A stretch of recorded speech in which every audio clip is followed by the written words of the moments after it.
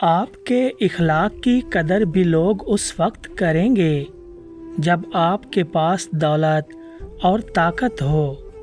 غریب کتنا ہی خوش اخلاق ہو، لوگ اس کے اخلاق کو اس کی مجبوری سمجھتے ہیں۔ تعریف کرنا اور کروانا بھی ایک قسم کا شرک کی مانند ہے، کیونکہ سب تعریفوں کا مالک اللہ ہے اور سب تعریفیں اس کے لیے ہیں۔ اپنے حصے کا کام کیے بغیر دعا پر بھروسہ کرنا حماقت ہے، اور اپنی محنت پر بھروسہ کر کے دعا سے گریز کرنا تکبر ہے۔ تعجب ہے اللہ اپنی اتنی ساری مخلوق میں مجھے نہیں بھولتا، اور میرا تو ایک ہی اللہ ہے، میں اسے بھول جاتا ہوں۔ نرم دل لوگ ہمیشہ دھوکہ کھاتے ہیں، کیونکہ وہ غلط لوگوں پر بھروسہ کرتے ہیں۔ دوسروں کے سہارے جینا چھوڑ دیں، کیونکہ آپ پیدا ہی کھڑے ہونے کے لیے ہوئے ہیں۔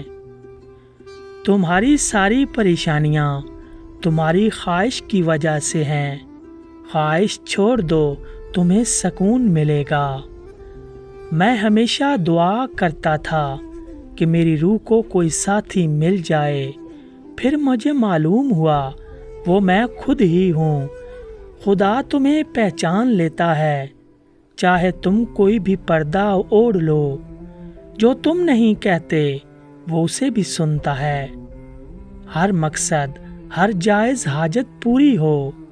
جس بھی جائز مقصد کے لیے اس وظیفے کو پڑھا جائے، انشاءاللہ 7 دن کے اندر اندر پورا ہو جائے۔ کسی بھی مقصد میں کامیابی کے لیے باوضو مخصوص مقرر وقت پر 7 دن تک سورہ فاتحہ 123 مرتبہ پڑھیے۔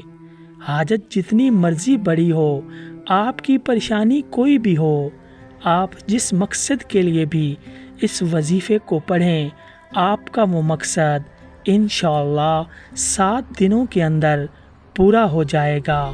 تمہارا کام محبت کی تلاش کرنا نہیں ہے، بلکہ اپنے اندر ان رکاوٹوں کو تلاش کرنا ہے جو تم نے محبت کے خلاف کھڑی کی ہیں۔